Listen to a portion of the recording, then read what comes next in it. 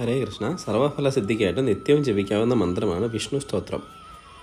ഭഗവാൻ സർവ്വവ്യാപിയാണ്, നമുക്ക് എല്ലാവർക്കും അറിയാം. നിത്യവും രാവിലെ വിളക്ക് കൊളുത്തി വെച്ചതിന് ശേഷം ഈ ലക്ഷ്മി സമേതനായ ഭഗവാനെ ഭജിക്കുന്നത് നമ്മുടെ സർവ്വ ആദികളും വ്യാധികളും ഒക്കെ ഒഴിഞ്ഞു പോകുന്നതിന് വളരെ നല്ലതാണെന്നാണ് പറയപ്പെടുന്നത്. ഇത് നിത്യവും ജപിക്കാൻ പറ്റാത്തവർ വിഷ്ണുവിൻ്റെ പ്രധാനപ്പെട്ട ദിവസമായ വ്യാഴാഴ്ചയെങ്കിലും ജപിക്കുന്നത് നല്ലതായിരിക്കും. വ്യാഴാഴ്ച ജപിക്കുമ്പോൾ 108 തവണ ജപിക്കാൻ ശ്രദ്ധിക്കുക. നിത്യം ജപിക്കുന്നവരാണെങ്കിൽ കുറഞ്ഞത് 4 പ്രാവശ്യമെങ്കിലും ജപിക്കുന്നത് വളരെ നല്ലതായിരിക്കും.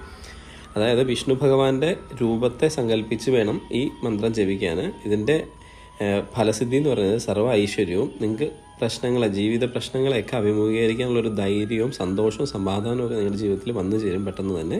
മന്ത്രം ഇപ്രകാരമാണ്: ശാന്താകാരം ഭുജഗശയനം പത്മനാഭം സുരേശം വിശ്വാധാരം ഗഗനസദൃശ്യം മേഘവർണം ശുഭാംഗം ലക്ഷ്മീകാന്തം കമലനയനം യോഗീഹൃദ്ധ്യാനഗമ്യം വന്ദേ വിഷ്ണു ഭവഭയഹരം സർവ്വലോകൈകനാഥം. ഇത് ഞാൻ ഡിസ്ക്രിപ്ഷനിൽ കൊടുത്തേക്കാം.